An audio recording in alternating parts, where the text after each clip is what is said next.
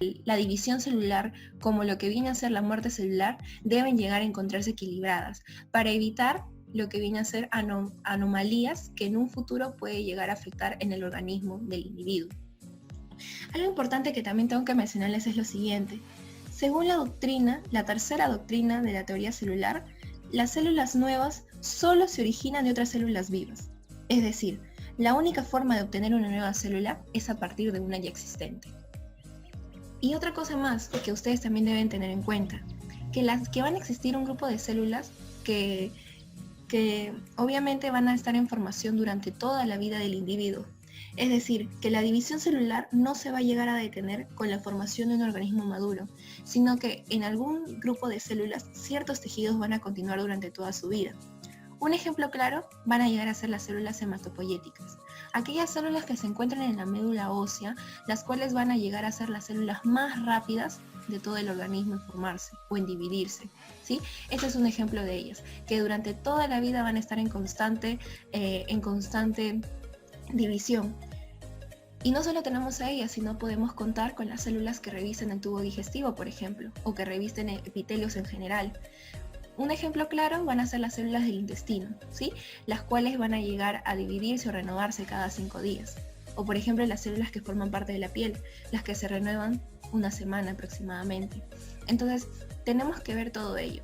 Sin embargo van a haber algunas células que al ser muy especializadas no se van a llegar a dividir y van a pasar en un estado en reposo. Y esto lo vamos a ver mucho más adelante.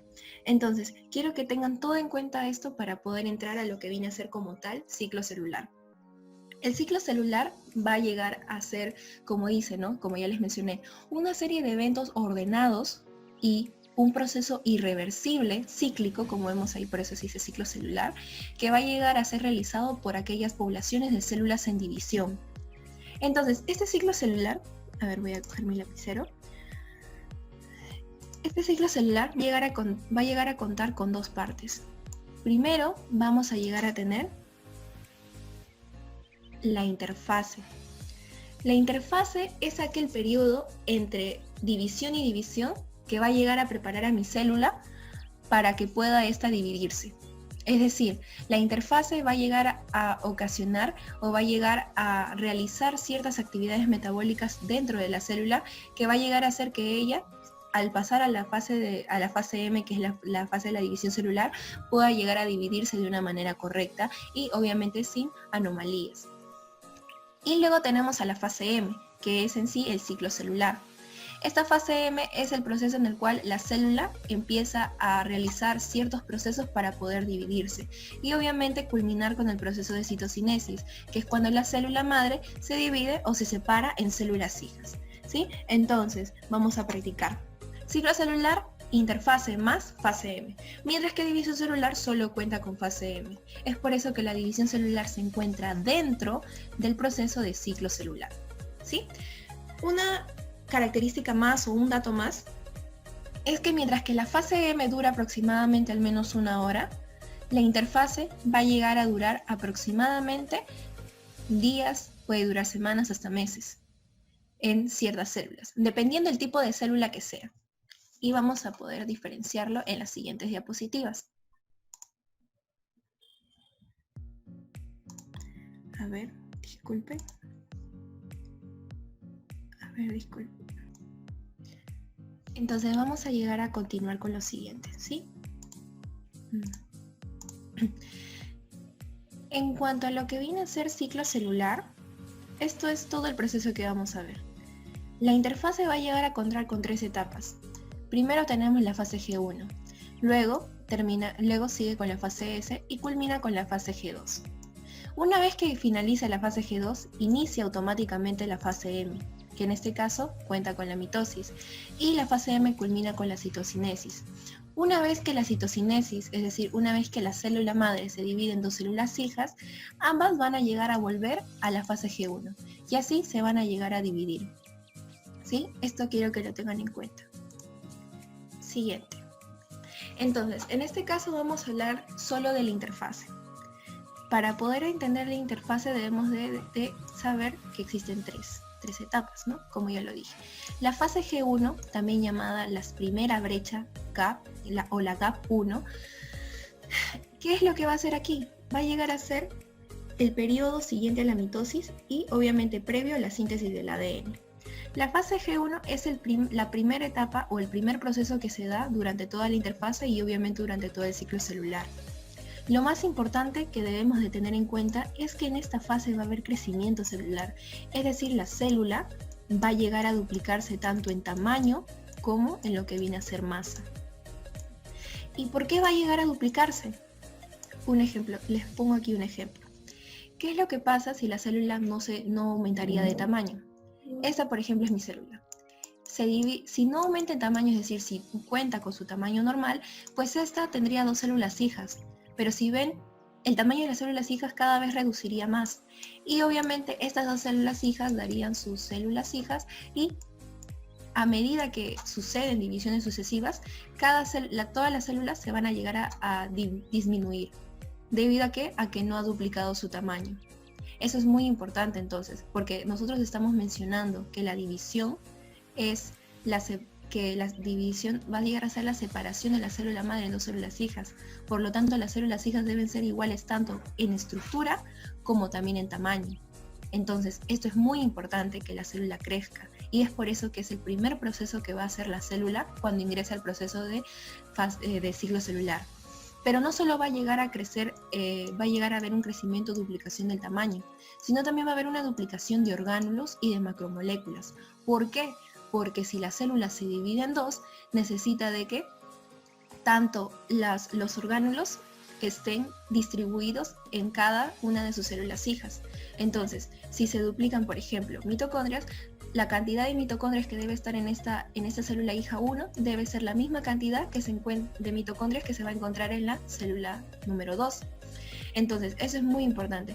Y no solo se va a realizar esto, sino también va a realizarse la síntesis de ARN y proteínas.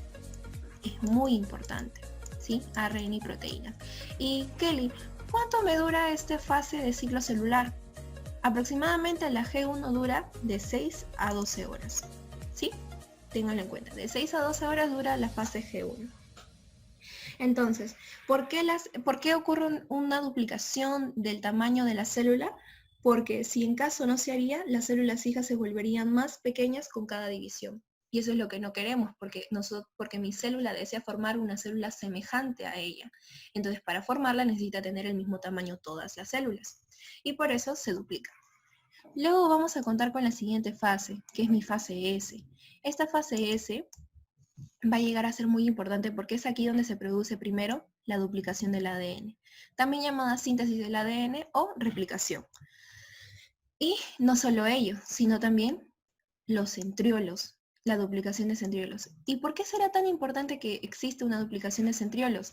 Porque eso se van a encargar de la formación del huso mitótico durante la fase M.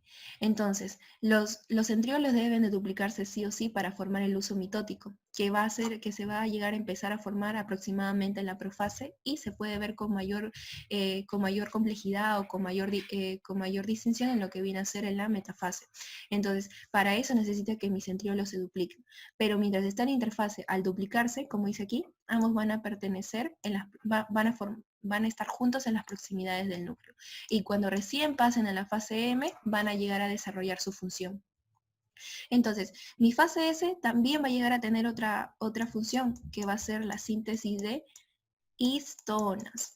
¿Y por qué creen que debe mi célula sintetizar histonas? Porque cuando pase a la fase M, específicamente en la profase, mi cromatina, que en la interfase se encontraba toda desorganizada, toda sin compactarse, aquí a partir de la fase M se va a llegar a condensar. Se condensa mi cromatina, se convierte en cromosoma y obviamente las histonas lo que van a hacer es compactarla y enrollarla cada vez más mis cromosomas hasta formar el nucleosoma. Entonces, aquí hay un dato importante. La condensación de los cromosomas van a llegar a ser el proceso que inicia la fase M. ¿Sí? Esto ténganlo en cuenta. La condensación de cromosomas inicia la fase M. Es decir, termina la fase G2 e inicia la fase M. Y mi fase G2, ¿qué es lo que hace? Mi fase G2 específicamente va a llegar a ser, por así decirlo, como una verificación o va a llegar a continuar con los procesos que aún no terminan. Como por ejemplo, aquí va a llegar a terminar con el crecimiento de la célula, que obviamente se empezaba en la fase G1. Y aquí también, como dicen, ¿no? Va a llegar a comenzar a formarse los microtúbulos responsables y sintetizar proteínas necesarias para la mitosis, que más adelante vamos a ver. Aquí también, es decir, va a haber síntesis de ARN y también va a haber síntesis de ¿qué? De proteínas en mi fase G2. Es decir, más o menos esta va a llegar a comprobar de que toda la interfase se haya cumplido de manera correcta, de manera exacta. ¿Sí? Es como así decirlo, una fase de verificación.